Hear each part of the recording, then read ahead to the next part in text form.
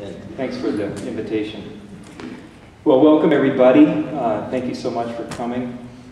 It's great to be at the Recovery Church. I've never really spoken here. I've been at Ned's group a couple of times and some of the other three principal support groups that are around the Twin Cities, but this is my first time actually speaking in the sanctuary. I feel like I'm back in the seminary, my old priesthood days.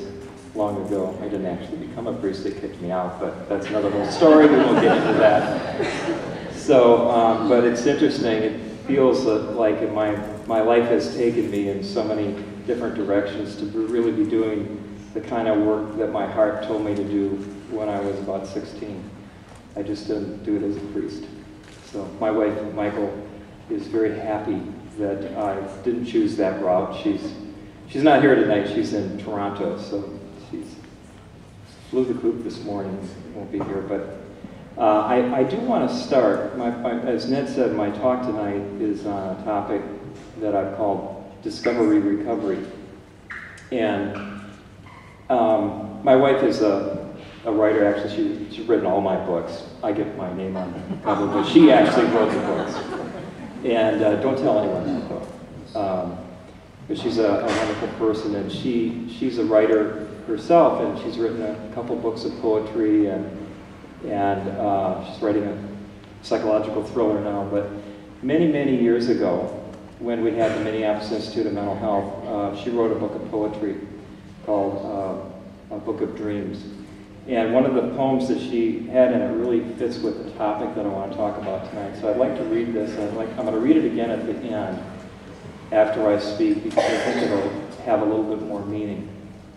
And so I'd like you to just really listen beyond the words of this and let it really impact you, because there's a lot more meaning to it than just the simple words that are here. The title of it's called Closer Than a Heartbeat. I speak not the language of the intellect, that isn't my way. I travel the pathways of your nerves and enliven your senses. I construct the fibers of your dreams and walk the corridors of your mind.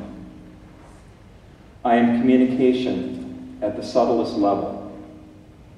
My thoughts are your true desires. I am in every corner of your experience, expressing and guiding. Hear me, and I will ease your pain. Respect me, and I will show you the way. Love me, and you will love yourself and all the world around you. Listen, I am the whisper in your feeling. My words are ever present. Listen, learn the language of experience. You have known it from birth. Listen like an explorer in the wilderness, guided by the signals of nature, a turned leaf, a subtle yearning. My voice will become louder when magnified by your awareness. I speak through the body and well in emotion. I penetrate your dreams. I fuel your desires. I am the essence, the driving force of your existence. Body, mind, spirit are all aspects of the whole. My language is simplicity, beyond intellectual translations that judge, complicate, and define. I flow, I transform, I am before time. Catch me in the moment. I have all the answers. I cannot be saved for the future or confined in the brain. My environment is the moment. It is there that I thrive. Do not worry. I am in every moment, available at all times, closer than a heartbeat. Isn't that beautiful? Closer than a heartbeat. You know, how many of you are parents here? Remember, you had the experience of your wife being pregnant, and the first time that you heard the heartbeat of your baby in the womb. And it kind of made that baby seem real. Like, wow, there's really a living thing here. But you can't hear that heartbeat unless you listen with a special instrument. We have inside of us that subtle voice, that whisper that Michael talked about, that is the voice inside of all of us, that is our true self. It's who we are. It's the voice of wisdom. It's the voice of insight. It's what transforms addiction to recovery. I've worked in the addiction field for about 40 years now. And the first 10 years or so of my work in the addiction field was really, and for my own work, was looking at self-improvement, trying to change myself, trying to figure out what was wrong with me, my diagnoses, my labels, trying to figure out why am I the way I am? What can I do to make myself feel better? And so I studied psychology, I studied every school of psychology and therapy and Eastern mysticism and religions of the world and meditation techniques, and I just kept searching and searching throughout my 20s for some relief from the anxiety, the fear, the loneliness, the feelings that we all share in common as human beings when we're separate from that whisper, when we're not hearing that voice, when we feel disconnected from our own spirit, from our own inner intelligence. When we're disconnected from that, we have no choice but to look outside. And for me, this is really the root of the beginning of addiction. When I feel empty, I try somehow to fill it up, and we look around us and we see what our parents do, or we see what society does, or what our peer group tells us to do, and they say, well, if you just try this little thing, it will really make you feel great. Or if you drink this, or if you buy this car, or if you achieve this award, or this recognition, then you'll feel like a whole human being. You'll get that feeling that you're looking for. Originally, I was going to call the serenity principle the search for serenity. That was the original title. Because that's what it is. It's a search for serenity, and that serenity is something that can only truly be found within. But most of my work with people in trying to help addicts and trying to help people with mental illnesses and depression, anxiety, all kinds of addictions, and family members who suffered right along with them just as much, if not more at times, was to try to help people understand why, to try to fix them from the outside. I felt responsible to try to fix their problems, to heal them, to give them something that would make them feel complete and whole. So my model was a model of recovery, trying to get people back to something that they once knew. And it was an effortful task. The therapy was painful, long, arduous, often unsuccessful, mostly unsuccessful. And so after about 10 years of working as an addictions counselor, family therapist, I've kind of specialized in working with people after they were out of treatment, on their marriages, their parenting, doing family therapy, and helping them work through all the issues that caused the addiction in the first place.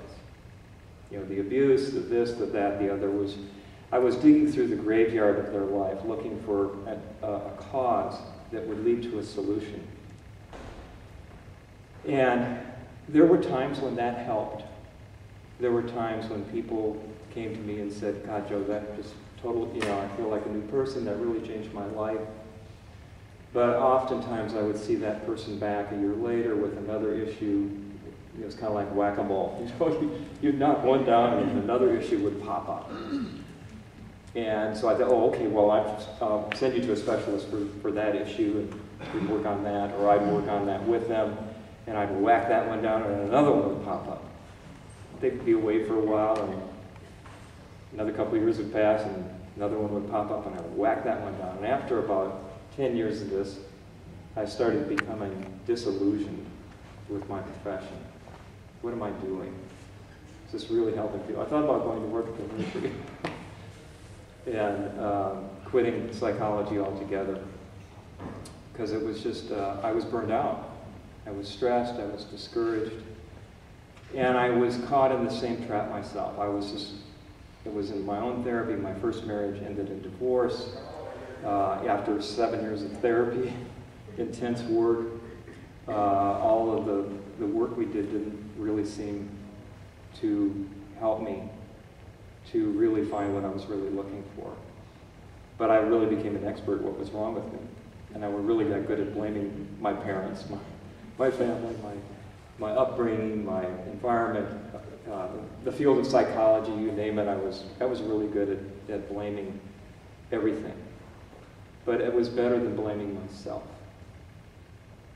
So that whole paradigm or way of approaching the process of change, transformation, of recovery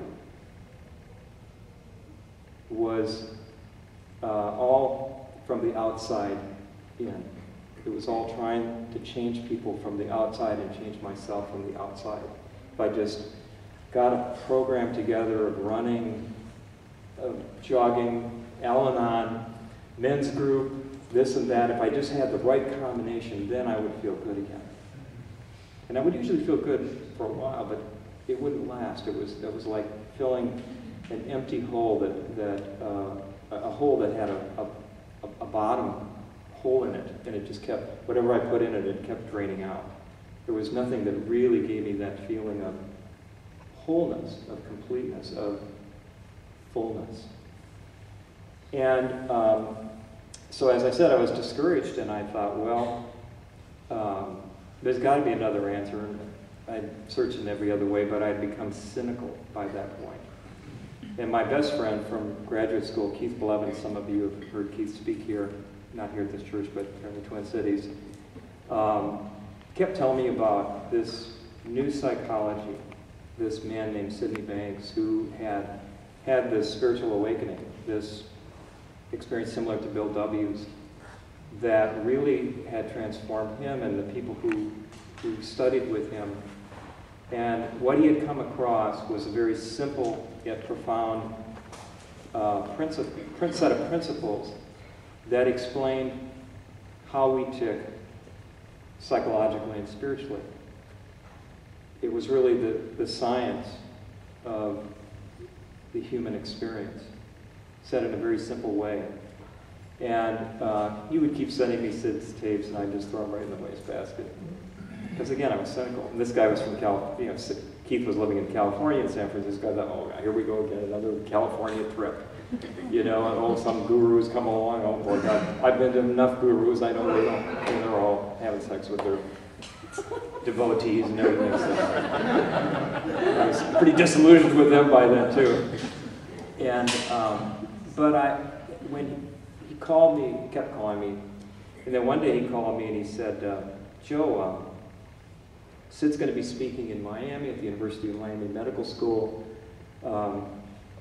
It's November, it's cold in Minnesota, why don't you come on down and come to our seminar. And by the way, there's this gal we'd really like you to meet named Michael, and we think you'd really like her. And so I don't know if it was Michael or the spiritual draw that was pulling me, but there was this huge magnetic pull. And it truly was that. It was like that yearning that Michael talked about in the poem.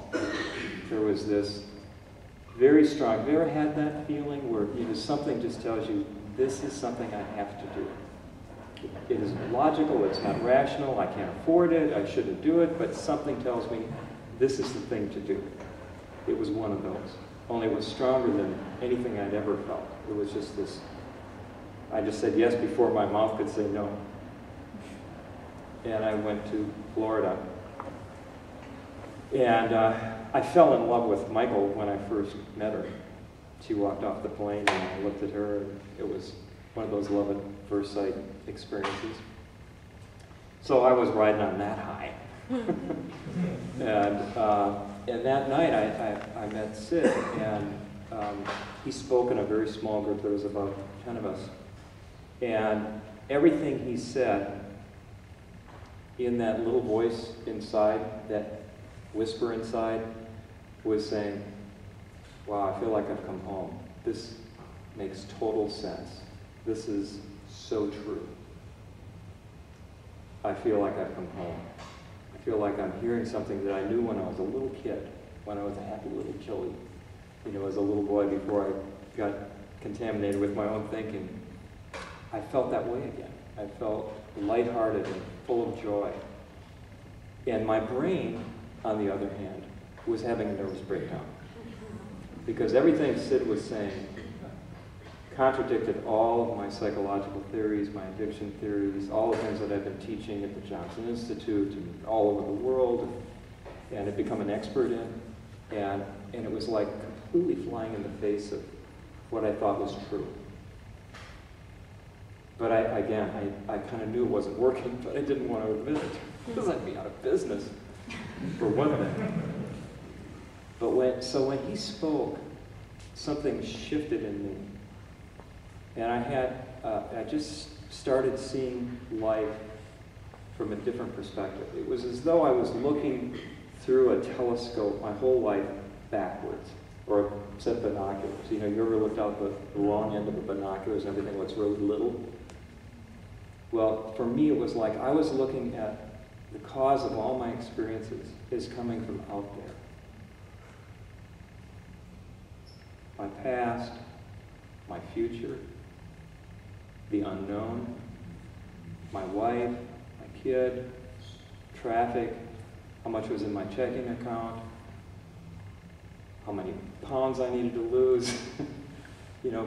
My feelings, it looked to me like they came from out there, and most of psychology pointed to that we're a product of our past, we're a product of our conditioning, we're a product of our environment. And to a great degree that is true. But that's not who we are. Who we are is something that's timeless, that's before time, before our personality, before our ego, before our whole life experience. Who we really are is this infinitely wise, unconditionally happy, unconditionally loving being that is what we came into the world with. And what Sid was saying was that the only thing that all of us, no exceptions, come into the world with that capacity for resilience, for health, for innate health, for happiness, for serenity, for well-being. But what keeps us from experiencing that is our own personal thinking. This one little thing. Just and he would always say we're a thought away from either mental health or a thought away from mental illness. Because moment to moment, whether we know it or not, we're creating this experience, this incredible miracle of life that we're all walking through and participating in. We're all creating it moment to moment through these three powers. Power of mind, which you could call a higher power. Probably get away with that here in the Recovery Church. You could call it God. You could call it the energy of all things, universal consciousness, Allah, Brahma. There are infinite names for this universal life force, intelligent, this conscious, intelligent life force that's what is coursing through our veins, that whisper in each of us that's always trying to point us back to this health, to this wisdom, to this love that we are, this joy that we are. And So we all are part of this bigger mind. We're not looking up at it, we are it. You can't be separate from it. We're all a part of mind. So there's this universal energy that allows us to create. As a human being, we're allowed to create what we see and what we feel and what we experience in life because of mind. But through thought, we take this spiritual energy and we turn it into form. Thought is it's a miraculous thing that transforms this vast physical universe that we live in into your unique experience. However you're thinking in the moment will create what you're feeling and what you're experiencing right now. So that's the second principle. The principle that we have a capacity for divine thought to create our moment-to-moment experience. Whether we're conscious of it or not, most of the time I'm not. I'm doing it, it's on autopilot, I'm just doing it all the time, and most of the time I'm completely unaware of it.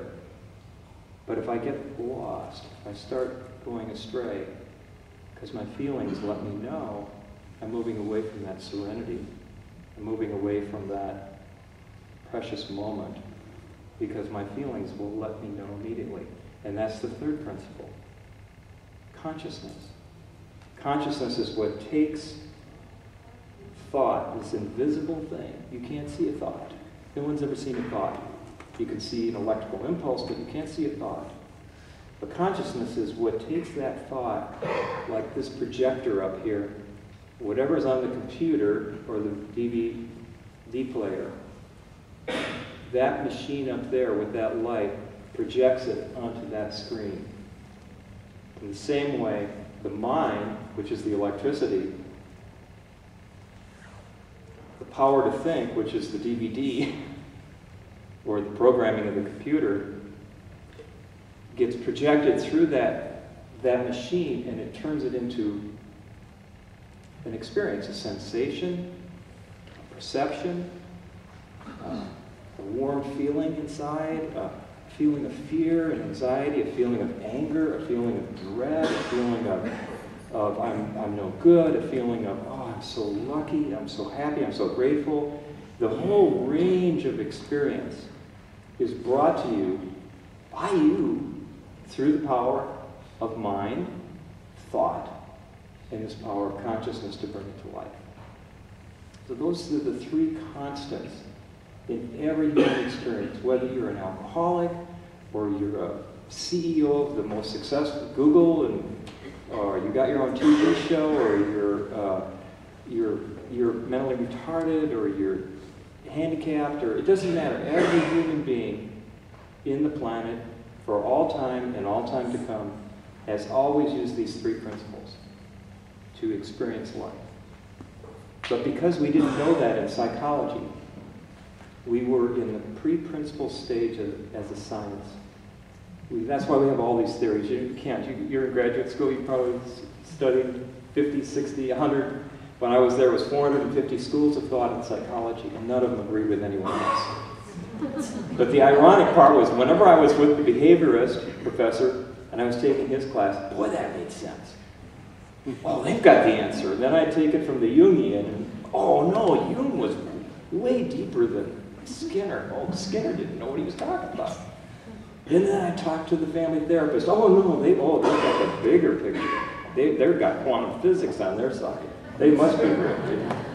And so whatever theory but I didn't realize I was using the power of my own thinking to create my reality that was true. And this is what everybody does. Whatever you think is true for you. And that's both the cause of your experience and the innocence of what you create. You do it automatically. You're born into the world. It's like waking up in a dream and you don't know you're dreaming. And it looks like the dream is real, but you're just asleep, dreaming. And when you wake up to the fact that you're thinking and creating your experience in any moment, when you have when you have an aha moment, and you're just all of a sudden you're like this, you're thinking and you're just totally thought, I'm just such a terrible person. What's the matter with me? I'm just awful. I'm never going to change. Oh my God. And then you have the phone rings, and your best friend calls you and tells you a funny joke, and all of a sudden you're like, oh, and you forget what you were thinking about, and all of a sudden you're like, what was I thinking? God, I must have been depressed, or, oh, I was caught up, you know. And so you have a little perspective, a little, like in the poem, the more you increase your awareness that you're creating your experience, the freer you are from your creations that you created from your personal thought system. We all have a brain with memory. We're a physiological being. Everything that we've ever experienced in life, of course I'm forgetting most of it now at age 65, but it's still in there somewhere. It's just not very available. But everything you've ever experienced gets stored in your computer. It's in the hard drive here. And when you remember something or see something, a memory gets triggered, and that creates a perception, a filter, through which you're viewing your day, another person, traffic, what your house looks like. Is it clean? Is it not clean? Is it, oh, it's a mess, so I hate my house, or I love my house, or I'm so lucky to have this house, so I wish I had another house, or anything in your life, as your thinking changes, your experience of it changes, right? So this is invisible to us. It's going on all the time, but it looks like it's out there. What Sid said that weekend was, it's in here. It's all created in here. And he wasn't saying that there isn't a physical reality, that you are just a hallucination of mine. No, you're all here. That camera's here, that light's here. This is all, the physical world exists as reality. But it is experienced psychologically as a human being. You experience it psychologically through the power of mind, thought, and consciousness. So when I heard that weekend, I had no idea what he was talking about. It was completely just to me, but I felt different. It moved, it shifted me. Something I heard created a change that my brain couldn't understand for several years. But I was never quite the same after that. And at first I thought, oh, it's because I fell in love with Michael, that must have been it. Maybe it was the Florida weather, maybe it was the new friends I had made. I had all, because again, I was living in an outside-in reality. I believed that my happiness was dependent on circumstances of my life. My luck, my bad luck, the past, the future, etc. And that weekend I realized I turned the telescope around, the binoculars around, I'm like, wow, look at this. This is so cool. Wow, look at life. It is amazing. I had no idea it was this cool. And then I flip them around again, and I forget that I had them flipped around. I go, oh, life sucks again, And then I'd have this really old negative feeling, and it would wake me up and remind me that I was thinking and creating that through the power of thought. So here I am, an addiction counselor, and I learned this. I have this life-changing experience. I mean, a Lollapalooza life-changing insight experience. And I come back to work with my alcoholic clients and my spouses of alcoholics and my drug addict clients, and I start talking to them about my experience and what I'd learned. And I thought, oh, they're going to think I'm completely off my rocker, which the professionals did. But my clients listen to me and they say, God, you're really making sense. Like you've never done it before. Why didn't you tell us this before? One guy actually asked for his money back for 5 years of therapy. No refunds. So I didn't really know what I was doing. I felt like a total scam because I was just sharing what seemed really simple to me, like I just shared with you. And my clients would start having insights. And they would, like if they had been through a trauma, they said, wow, I just see it completely differently now. I feel like I can finally forgive that person. You know, I was making myself miserable, not forgiving them.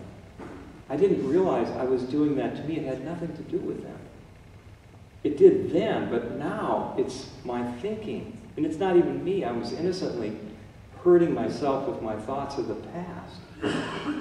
And now I'm free of my past. Thank you so much, Joe. God, you changed my life. Really? And I'm still like doubtful. This is going against everything I've ever been taught, right? And little by little, people just started popping like popcorn kernels. And they just started getting well. And instead of 5 years in therapy, they were there for 2 or 3 months or 6 months. And, gee, they loved coming to counseling with me. And before they would dread it, and they'd skip appointments and cancel half the time. Now they were like, they wanted to come back for more. You know, they were really into it. But then they got to a point where they really felt like they got what they needed, and they left. And pretty soon I didn't have hardly any clients. I go, well, this isn't working very well. But then they told other people, and pretty soon I had more clients than anybody else in the building. There was 40 psychologists in the building, and my practice was just exploding. And so Chris Heath, who some of you know, she and I both went to Florida to do like an internship at the Advanced Human Studies Institute in Miami, or Coral Gables. And we were the first trainees that went through that center. And we said, gee, we've got to start training people to do this. So we started a supervision group, and we had all these counselors that were learning this from us, because a lot of them were clients. And they were also therapists. I had a lot of clients that were therapists. And so we decided we started an institute. We started a Rule 29 clinic and a Rule 43 program, which are addiction program in mental health. And we treated 5,000 people over the course of 10 years with this understanding. And it didn't help everybody. It was not a panacea. We were learning, we were stumbling, we were in our infancy and learning how to apply this in the world. But I saw there was a whole different way of helping people, and it was what I would call discovery rather than recovery. It was, if you look up discovery in the dictionary, it says to realize something you've never seen before. To have an insight about something that exists that you have never seen before. To recover is to go back to what you already had. So it was recovery was going back. It was effortful, it was tedious, it was arduous, there was a lot of work to it. Discovery was discovering the principle behind our moment-to-moment experience. And when I saw that, I thought, wow, this is what AA was pointing to. This is what a spiritual awakening is all about. Man, if they get a hold of this, this is going to change the recovery field. This is the missing piece.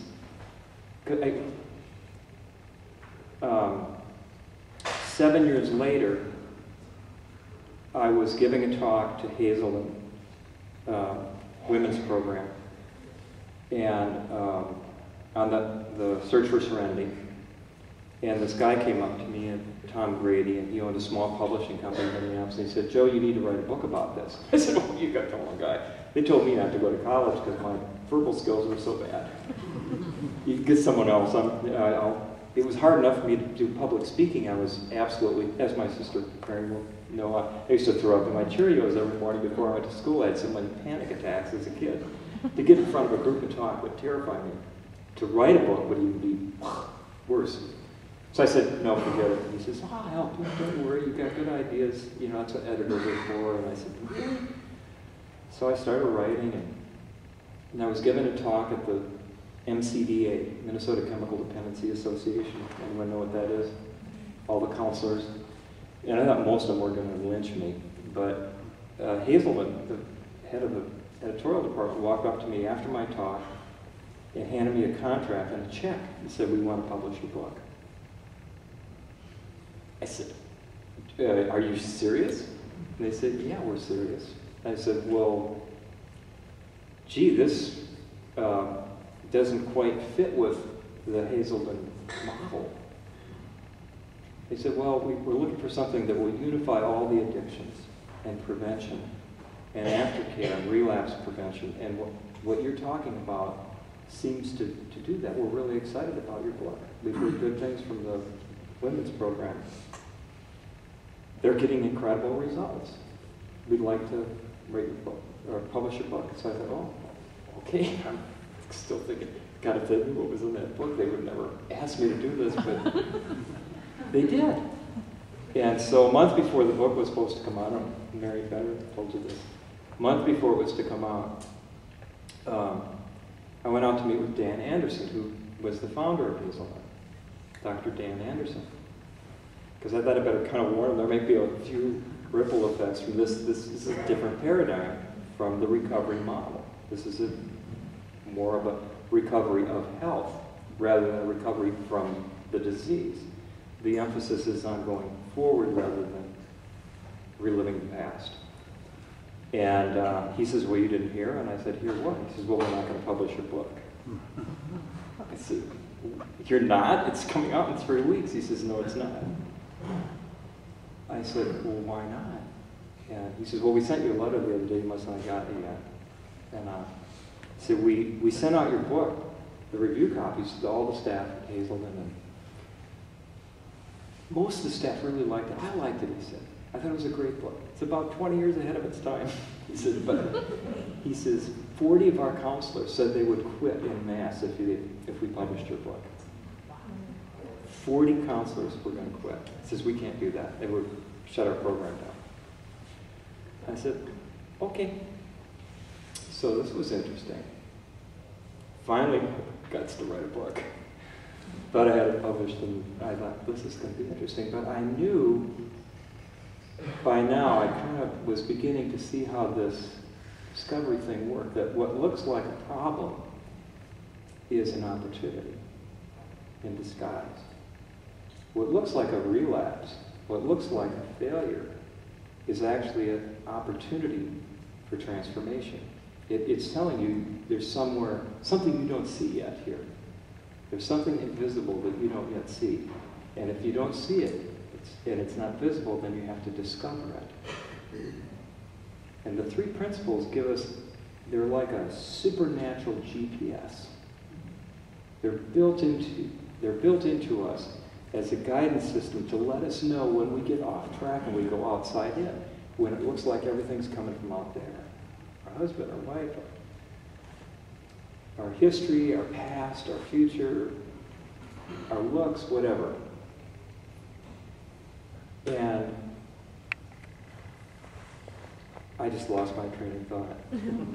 I'm having a senior moment. What was I saying before that? Huh? GPS. Oh, my GPS. The GPS. Oh, yes, the GPS. So we all have this GPS, and at that moment I realized, well, this is going to be interesting. So I called Tom Grady back, the guy that asked me to write the book in the first place. And in the meantime, he had been bought out by HarperCollins, San Francisco. And he was now the editor-in-chief at HarperCollins. And so I called Tom, I told him what happened. And Harper and Hazelden had a joint agreement. Harper-Hazelden, remember that? For a while. And so he says, oh, well, that's all right. Don't worry, Joe. We'll publish it. We love controversy.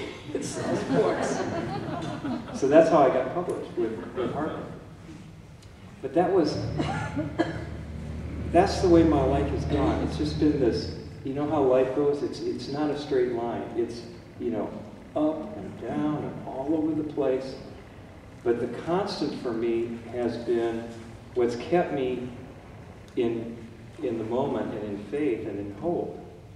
Believe me, there's been a lot of times when I haven't been that way, but eventually I come back to the truth of it, which is that there's this wisdom inside of me, this still small voice, that when I turn to that, When I quiet, my mind is quieted by recognizing that it's my mind that's getting me in trouble. And I just have a moment of gentle awareness that I'm thinking and driving myself nuts. And I wake up from that nightmare, as my son Ben called it once when he was about 8, a daymare. When I wake up from my daymare and I realize that I'm just thinking this all into existence, what remains is this little voice, this whisper that the explorer looks for, the signs of nature, the star, the turned leaf, the direction of the wind. There's signs everywhere, but you have to see them when your mind is clear, when you're present, when you're listening deeply. And that can only happen when you recognize that you're thinking. Your mind automatically, it's like pushing the delete button on your computer or empty the trash. Whoosh, clears the screen. So that happened, and I was like, wow.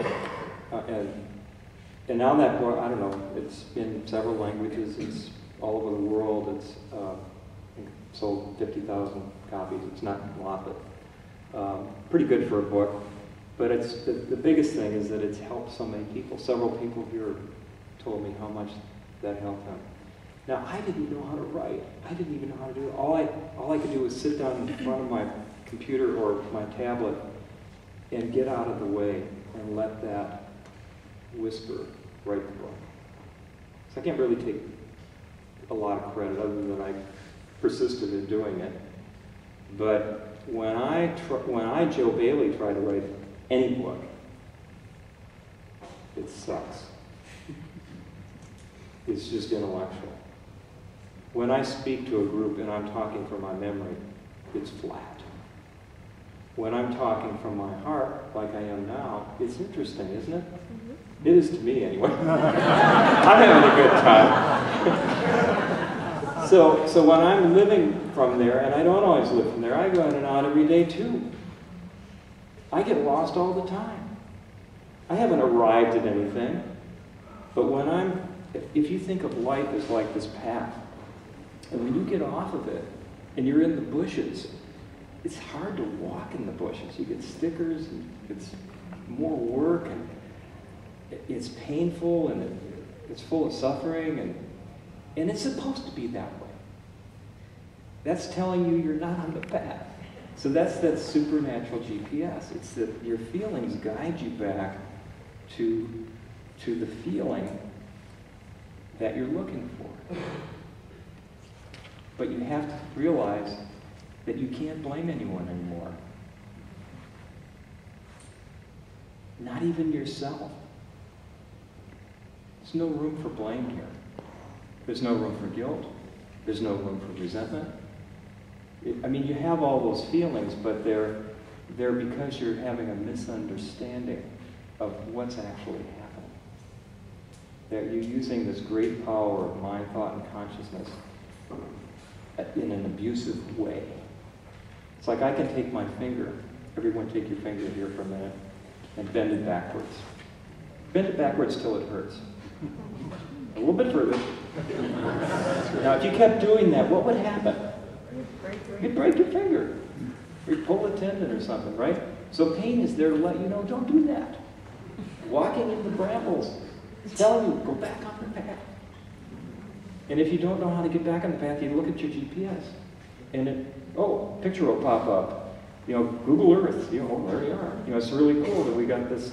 The mind is like the UWW, the Universal Wide Web. Universe Wide Web, because it not only has everything known in this world, it has everything that's ever yet to be invented and to be known. That's what we've got in us. We're connected to that. That's the voice of intuition. It's the voice of revelation. It's the voice of insight. It's the voice of new thinking. And every human being has that in them to show them how to get back on the path, to live their life in an effective way. That's the path.